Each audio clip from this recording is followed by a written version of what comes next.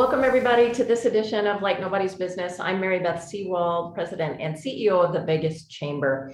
Next month, the Vegas Chamber, we are gearing up right now for Preview Las Vegas, which is on January 18th on the field, and it's at Allegiant Stadium. Preview Las Vegas is the place to be to get the business intel you need to be successful for the coming year. So I'm really pleased right now to welcome one of our preview presenters, Mr. Steve Hill. Steve is the president and CEO of the Las Vegas Convention and Visitors Authority. And Steve is here to share what's ahead for tourism in 2022. Welcome, Steve. Thanks, Mary Beth. I appreciate the opportunity to be here.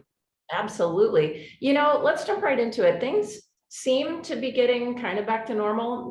Vegas has hosted some pretty major events and conventions over the past few weeks and past few months. What are some of the trends you're seeing for the coming year? Well, you're right. Things have started to really get back to normal, particularly on the leisure side. We're seeing, great weekends. The events that we're having on weekends are really making a difference at the stadium and throughout the destination. So occupancy is back to normal, and room rates are actually a little higher than they were in our record years prior to the pandemic. The weekdays are still a little weak, and that is because it'll take time for the meeting and convention industry to recover, and that's tied to international travel as well. So occupancy is in the low to mid 70s during the week, when it's typically in the mid to upper 80s. So we're missing some folks there, but it's come back a lot faster than we had thought. So we're excited about that, and we think that trend's going to continue. Well, I think so too. And you mentioned international tourism, and that's starting to reopen a little bit, right? So when do you anticipate those international visitors, or when that's going to really regain its numbers, and what's that going to take? Yeah, I mean, we were really excited this week when we were able to welcome back our first overseas visitors, and it was a really big step. Appreciate the federal government opening that up, because it's needed, and not only Las Vegas, really around the country, both from a visitation standpoint but an economic standpoint. It's a little bit of a tough answer to give, because it's going to depend on the health situation in each country and each region across the globe, and it'll depend on how comfortable our international visitors are in coming back and in spending a lot of time on an airplane, which is very safe, but it has different impressions for different people. So I think the international visitation will be the slowest to recover. It'll probably take a year or two to get back to pre-pandemic levels, but at least we're started, and we put one foot in front of the other and just keep moving forward. Yeah, exactly. Well, and I know that 2022 has some pretty special NFL events coming up. What do you think the Pro Bowl and the NFL draft are really going to mean to our city? That's pretty significant. They really are, and the partnership that we have with the NFL is great. It's very strong, and they're obviously one of the largest brands in the country, and their faith and commitment to Las Vegas matters, both for the individual events, but also what it says about the city. The Pro Bowl weekend is going to be pretty spectacular. It'll start on that Thursday night with the East-West Shrine Game, which is the college football all-star game. And that is in partnership with the NFL and the Pro Bowl. Then we're going to have the NHL all-star game that Saturday, and the Pro Bowl on Sunday. And all of those events have ancillary events that'll be fun to be a part of leading up to that weekend. So it'll be all-star week in Las Vegas. And then really there's probably no more popular event for sports fans out there than the NFL draft. And we were going to have that in April of 20. Obviously that wasn't possible, and we're thrilled that the NFL has decided to come back this year in April of 22. Well, that's incredibly exciting, and I attribute a lot of those successes to your leadership. So congratulations to you. Well, there's an awful lot of people involved with making those happen, but thank you. Well, and we all look at COVID and look at how it's transformed all of our industries, chamber industry, businesses in general, and so forth. How has COVID transformed the tourism industry? And do you think these changes are permanent, or what parts of them are and are not permanent? Yeah, I think probably all of us would just like to kick COVID to the curb and forget about it going forward. But just recently, and I think we'll continue to see these types of developments, but like the treatment that Merck just announced looks to be so unbelievably effective. The vaccinations have been so effective, and you start to combine those things, and the health effect of COVID is going to go away. I mean, I think that is becoming more and more obvious. What COVID did do is accelerate some things that I think are good. And I think those will stay with us. Things like contactless everything, the ability to check into a room without having to go to a registration desk, customer convenience things, customer confidence topics that were accelerated because of COVID, but we would have probably done over a period of time, just a longer period of time, even if COVID hadn't shown up. We all learned a lot about cleanliness and the safety around buildings in terms of how to wash things correctly, how to clean things correctly, how to keep air movement to help health situations. That'll help for any number of reasons going forward. And those are all pretty much embedded in all the Las Vegas properties and here at the convention center. So those will stay in place too. But I do think we'll get to the point where COVID will be a nuisance and not the dominant topic. As humans, we're visual creatures. In fact, American adults spend nearly 6 hours each day watching video, and we're evolving and expanding across screens. Whether we're surfing the web at work, streaming our favorite show in a waiting room, or watching the game live at home, Cox Media's digital video solutions can deliver your business's message to consumers in a way that creates a meaningful connection and drives them to take action. Grow your business. Call Cox Media today. Welcome back to Like Nobody's Business. Switching topics a little bit, the boring tunnel, and I know, give us an update on that. I know I saw some statistics the other day where we're moving a lot of people through the tunnel. Looks positive. Well, we had seen in the building, which was a fabulous show. It was by far the largest convention in the United States this year, because we had the largest convention prior to that. It was about 30,000 people. SEMA was over 100,000 people. And it was the first show of the size that it took up the entire Las Vegas Convention Center.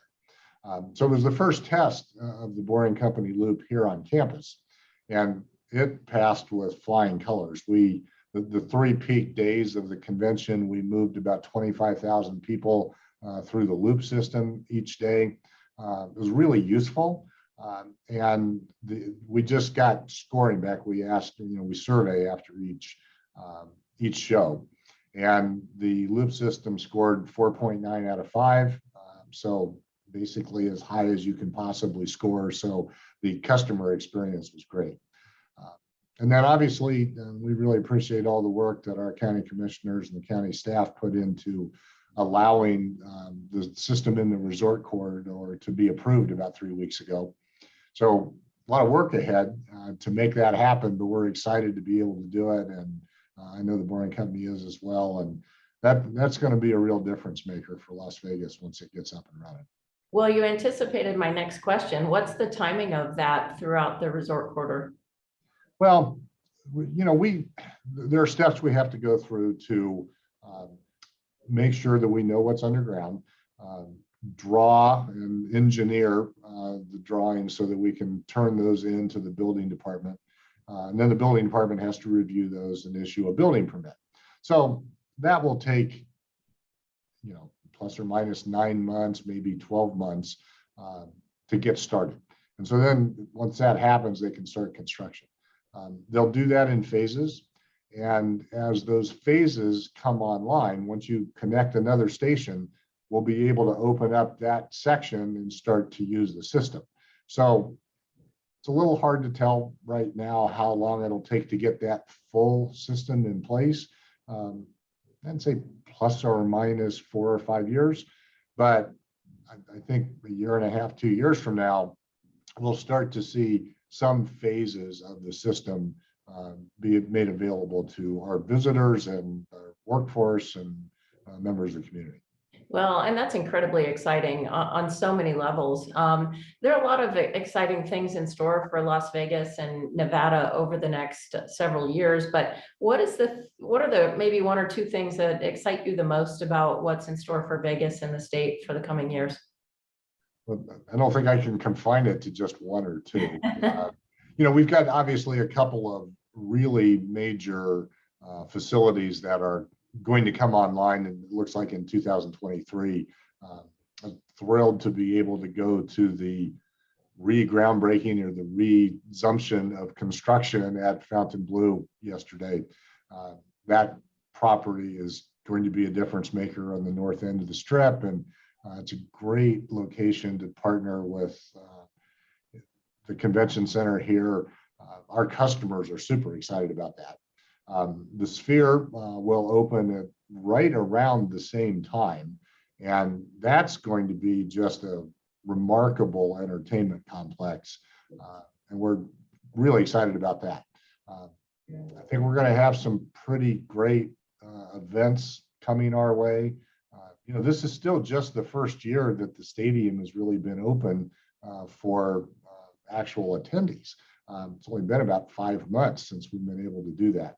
Our good friend Jeremy Aguero is now over there driving that process, and I know that events at the stadium are going to just continue to grow, and they've made a real difference in the city. And we'll probably over the next few years see some sports teams that make Vegas their home, and we're pretty excited about that. So can't break any news and don't have any news to break. So you saw my face. Everybody on with that comment. But, I was just about to ask you to break some news for us, Steve. Yeah, well, I could break some news, but it wouldn't be the truth. So I don't want to do that. But look, everybody sees what Vegas has brought to the events and sporting industries, and they're all looking to be here, and they're all going to be here at some point. So there's nothing but pretty blue skies ahead for the city. Well, I couldn't agree with you more. And that's why the theme of Preview Las Vegas this year is Battle Reborn. And you're talking about Allegiant Stadium, and the preview is going to be held on the field at Allegiant Stadium. And we'll see you there. And we just appreciate you so much for being with us and for everything you do for our business community here in Nevada and for, just our communities in general. We appreciate your leadership. And Steve, just thank you so much. Remember Old Vegas where the customer was king? The Casablanca in Mesquite is just like Vegas used to be. Play over 40 of your favorite table games. Play over 800 slot and video poker machines and get comps, free play, and cash back. Get away and play 2 18-hole championship golf courses, or pamper yourself in our full-service salon and unwind in our world-class spa. Now this is my kind of getaway. Reserve your $99 golf or spa getaway today. It's just like Vegas used to be. My name is Kerry Sewald. I'm the president of Vegas Golden Knights. We are proud members of the Vegas Chamber, and I'm also a proud trustee. One of the first meetings we had was with the Vegas Chamber. It was a great resource for us. We needed sales leads to go out and sell season tickets, learn about the marketplace and the community for corporate sponsorships. They were one of the best resources that we could use to understand what was really happening in our marketplace. Welcome back to Like Nobody's Business. Welcome to this edition of Like Nobody's Business. I'm Beth Sewald, President and CEO of the Vegas Chamber. Today we are featuring one of our President's Club members, Brownstein Hyatt Farber Schreck, also known as Brownstein. And I'm so pleased today to have with us Sonia Church Vermeys, shareholder with Brownstein. And she's going to share with us how the firm is helping to make things happen in Las Vegas, in Washington, D.C., and of course, all across the country. So, Sonia, welcome to the show today. Mary Beth, thank you for having me. It is so nice to see you today. Well, great. Well, thank you again for being with us. First, let's talk about Brownstein. You know, I know you guys recently changed your name. So what was behind that recent name change from Brownstein, Hyatt, Farber, Schreck? Mary Beth, the employees and the clients of Brownstein have always known that Brownstein's representation of its clients is 100%. And that paradigm is the foundation of the brand change. Our slogan now that we're putting everywhere on our emails, on if you go to our website, is Brownstein, we're all in. And this is where I'm going to throw the plug in from our marketing folks, because they scripted it so perfectly, and I don't want to misstate it. Brownstein's new brand is a more accurate reflection of who we are today. It captures our history, our achievements, and where we are going in the future. Our new brand allows us to clearly articulate our value proposition, giving us the opportunity to stand out from our competitors. Thanks to our founders, Frank Schreck, Norm Brownstein, Jack Hyatt, and Steve Farber, we have a strong legacy driving a stronger future. Well, that's amazing. And I know that, you know, Brownstein, Hyatt, Farber, Schreck, now known as Brownstein, they've been members of the Vegas Chamber for many years. And so we just appreciate your legacy, and we're really looking forward to seeing what you all do in the future. So I think that's a perfect statement and a testament to who you are. Thank you. So tell us a little bit about Brownstein. What are your areas of expertise? And of course, how do you serve your clients at the firm? So I have been with Brownstein, the predecessor of Brownstein, since 1996. This is actually the only second legal job I've ever had. I came over as a litigator, and over the years, the firm evolved, and it was in 2007 that the firm formerly known as Schreck, Jones, Bernhard, Willison, and Godfrey merged with the Denver firm Brownstein. Over the years, my practice expertise also evolved, and I now do a lot more transactional work, primarily transactional work, which includes M&A and real estate, but with a focus on gaming and liquor regulatory. My clients include individuals, private entities, public entities, and nonprofits. And typically these are entities and individuals that need either gaming licensing assistance or liquor licensing assistance. In the gaming space, my clients include individuals and entities that require a gaming license either because they are acquiring a casino or they manufacture or distribute gaming devices. And so I would assist with the applications.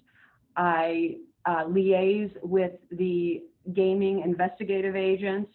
And ultimately, when we get to the finish line, I appear with the applicants before the Nevada Gaming Control Board and the Nevada Gaming Commission. In the liquor space, I represent restaurants and tavern owners who may or may not need a gaming license, but they need a liquor license. And in that case, it's sort of similar, helping them with the application and investigation process.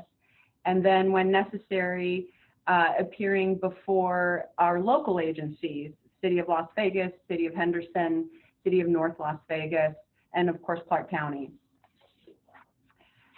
In addition to the initial licensing work that clients in the gaming and liquor space need, I also advise and draft finance documents, real estate contracts, and I provide compliance guidance.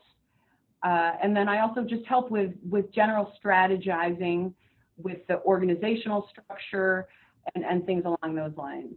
Well, you know, I know your firm is certainly so well-rounded, and you just articulated that so well. And so, I mean, you bring, to just summarize, you bring so much combined legal, public policy, government relations expertise, and that is just such a well-rounded approach to serving your clients, truly. You actually, you just touched on something. So, and obviously we've got our lobbyists in Washington, D.C., and they do real heavy lifting on the federal stage. But even here in Nevada, we work with our legislature, our state legislature, but even on a smaller level, oftentimes, especially in the gaming space, when a client has something new or novel that the Gaming Control Board maybe hasn't seen before, we assist with drafting new legislation, new statutes for the Gaming Control Act, or new regulations, helping to craft policy. And that also happens even in the land use space here. We're currently representing Red Rock with its new Durango station, and so we had to strategize with the land use professionals on how we could make that project happen, and it required some amendments to our Clark County Code that we assisted with. Well, would you say that those are some of the most major projects that you've been involved in then in Las Vegas? So Red Rock is certainly a big one that's on the horizon, and how exciting for us that we're going to get another new casino. But over the years, our firm has been on many of the most spectacular projects.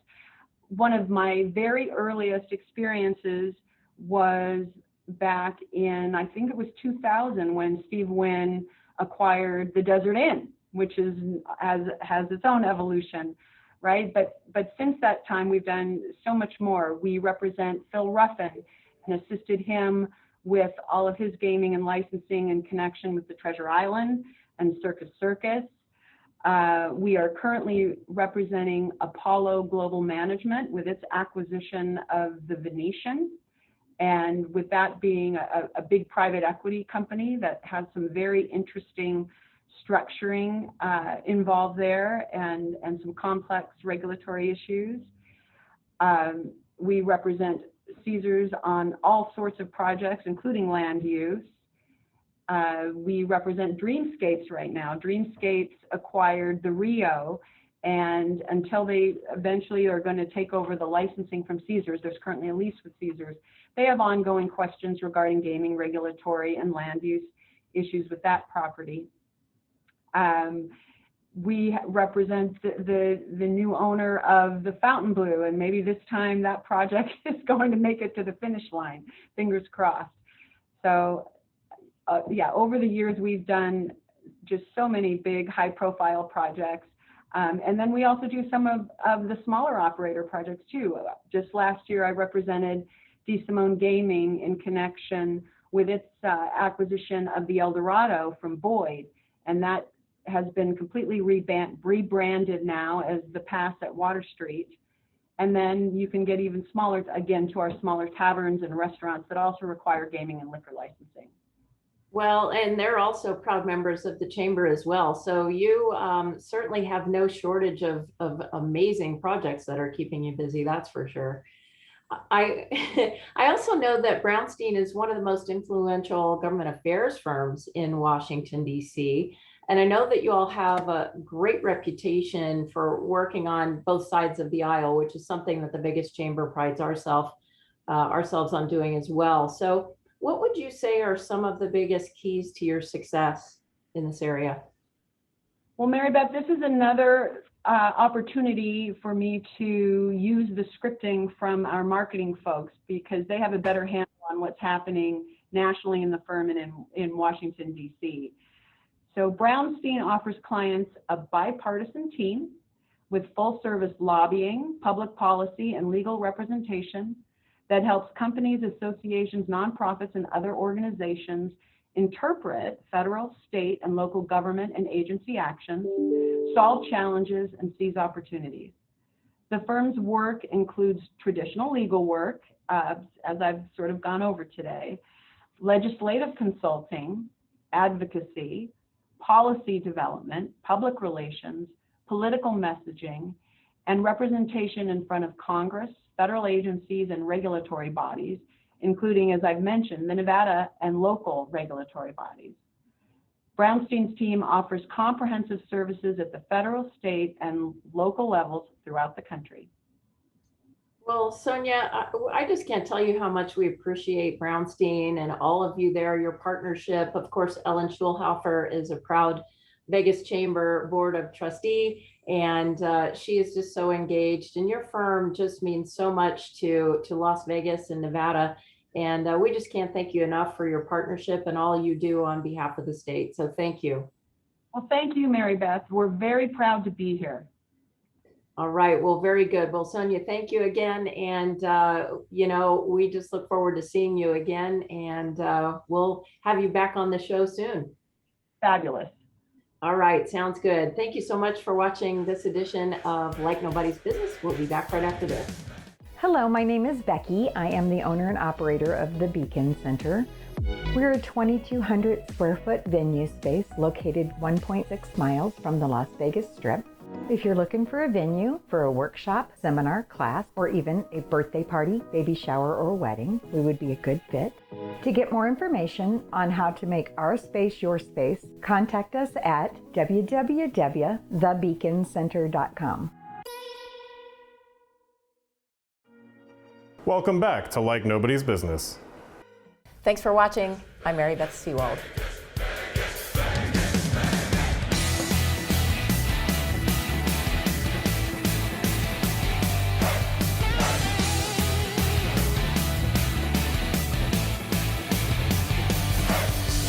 At it again in 110, and the fire's just starting to burn.